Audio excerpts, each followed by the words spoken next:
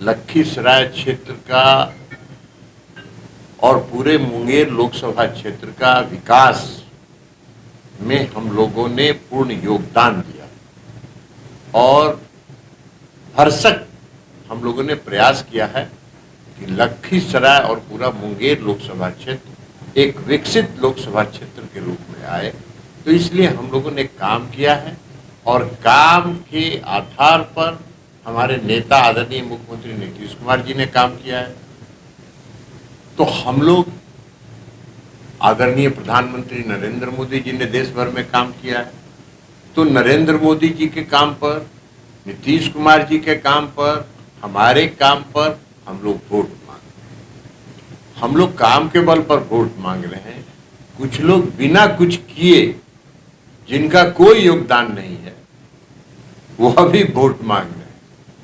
अब नीतीश कुमार जी ने पूरे प्रदेश को जगमगाती बिजली में परिवर्तित कर दिया। अब लोग इस समय भी लालटेन जलाने का बात कर रहे हैं। तो लालटेन का युग अब नहीं है भाई। जब लालू जी का, राबड़ी जी का राज था तो स्मरण करें लोग, बुजुर्ग लोगों को पता है, नए उम्र के लोगों को ने वो राज नहीं देखा है। संध्या होने, सूर्यास्त होने के बाद कोई घर से निकलना नहीं चाहता था। और आज नीतीश कुमार जी के सुशासन में रात के 12 बजे, 1 बजे, 2 बजे भी लोग कहीं से कहीं जा सकते हैं। कोई रोकने टोकने वाला नहीं है। ये राम राज बिहार में नीतीश कुमार जी ने स्थापित किया।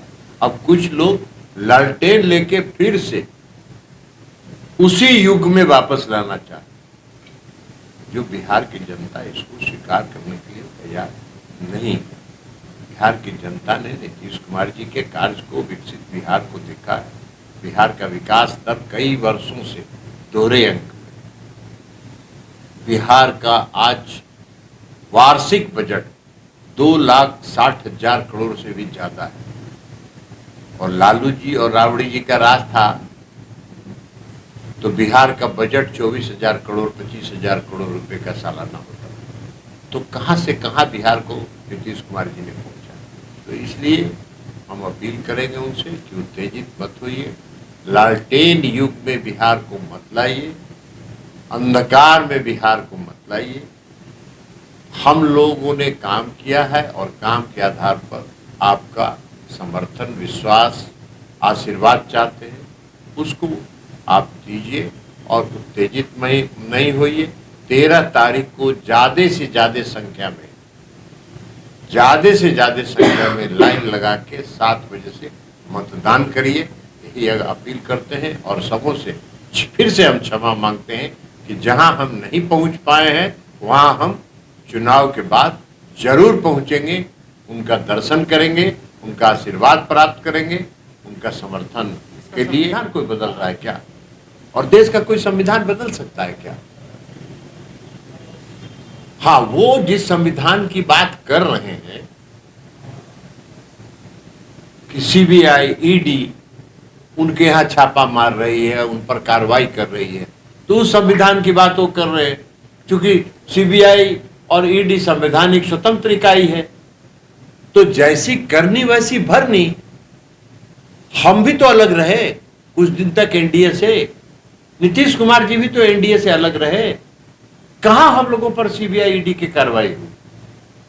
कोई कार्रवाई नहीं हुई, इसलिए कि हम लोगों ने वो काम किया ही नहीं है। तो जो भ्रष्टाचार करेगा वो उसका परिणाम तो भुगतेगा ना। अब तेजस्वी जी कहते हैं कि वो नाबालिग थे, उस समय का मुकदमा उनके पास, उनके ऊपर हो रहा है।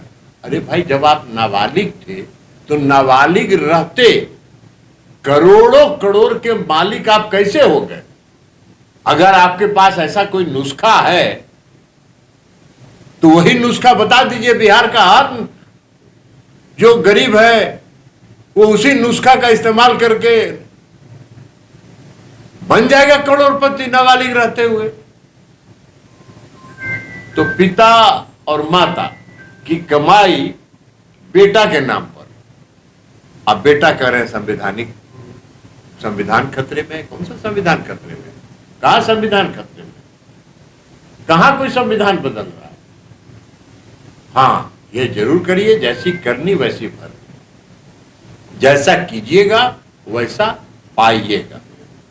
और यहां तो न्यायालय है, तो न्यायिक व्यवस्था है, क्यों नहीं आपको हाई कोर्ट से, सुप्रीम कोर्ट से राहत मिल रहा है जितने लोगों को सीबीआई ईडी ने गिरफ्तार किया है। अगर अन्याय किया होता सीबीआई ईडी ने तो सुप्रीम कोर्ट और हाई कोर्ट से आपको राहत मिल जाता, कहां मिल रहा है राहत। तो इसलिए अनर्गल बयानबाजी करना उनका है। लेकिन नरेंद्र मोदी जी का, इस देश के आदरणीय प्रधानमंत्री का यह संकल्प है कि जिन लोगों ने देश का, गरीब लोगों का, देश के लोगों का पैसा खाया है, उनको वो सही स्थान पर पहुंचाएंगे और पहुंचाना भी चाहिए।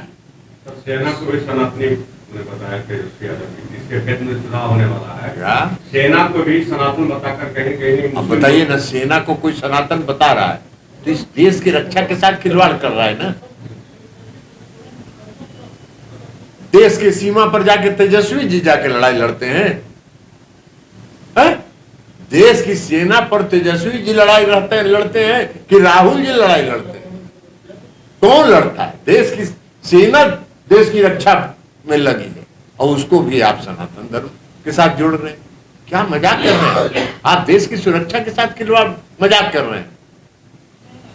आदरणीय प्रधानमंत्री नरेंद्र मोदी जी ने देश की सेना को इतना सशक्त किया है कि आज पूरे दुनिया का कोई भी ताकत हिंदुस्तान की तरफ आंख उठा के देखने का साहस नहीं करता है। लेकिन तेजस्वी जी सेना पर भी मजाक उड़ा रहे।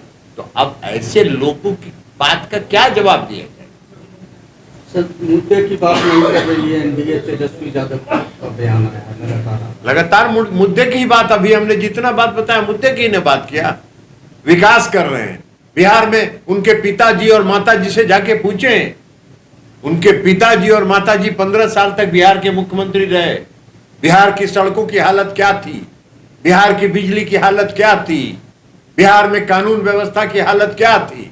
लालू जी के राज में रैली होता था, और रैली कौन होता था मालूम है? पता नहीं, आप लोगों का उम्र था, आप लोग देखे थे कि नहीं? लाठी तेल पिलावन रैली, लाठी में तेल पिलावन रैली। लाठी में तेल पिलावन रैली काहे के लिए कर रहे थे? जातीय उन्माद फैला के इस देश के अति पिछड़े और महादलित और दलित वर्ग के लोगों को डराने का ही काम कर रहे थे ना। लाठी तेल पिलावन रैली। कहीं आज तक सुने हैं कि कोई राजनीतिक पार्टी तेल पिलावन रैली करे? किसको डरा रहे थे ये रैली करके? अति पिछड़े वर्ग के लोगों को डरा रहे थे। इस प्रदेश के दलित, महादलित वर्ग के लोगों को डरा रहे थे। पिछड़े वर्ग के लोगों को भयभीत कर रहे थे। लालू जी के राज में देखे हैं आप लोग, पता नहीं देखे हैं कि नहीं देखे हैं। स्कॉर्पियो में पीछे का दोनों शीशा उतार देता था और गाड़ी के ऊपर बड़का लालटेन लगा लेता था, और 2 राइफल का नाल बाएं और 2 राइफल का नाल दाहिने, और तब डंडा भांजते हुए रोड पर चलता था। नीतीश कुमार जी के राज में किसी को हिम्मत है, किसी को साहस है कि ये काम करे? क्यों करते थे ये काम? गरीबों को डराते थे और गरीबों को डरा के राज करते। इसलिए मुद्दे की बात तो यही है कि आपके माता पिता ने बिहार की सड़कों की रद्दी हालत आपके माता पिता के राज में था।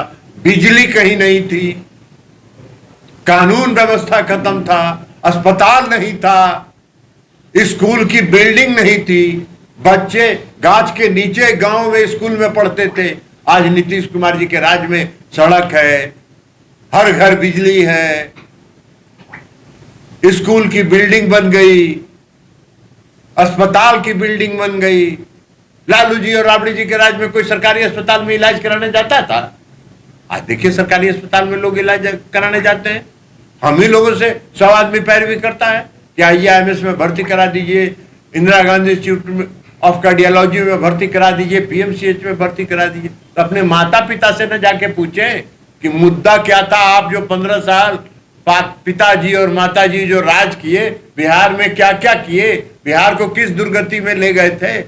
नीतीश कुमार जी ने बिहार को संभाला और बिहार को एक विकसित प्रदेश के रूप में बनाने का प्रयास किया। इसलिए बिहार का विकास दर पिछले कई वर्षों से दोहरे अंक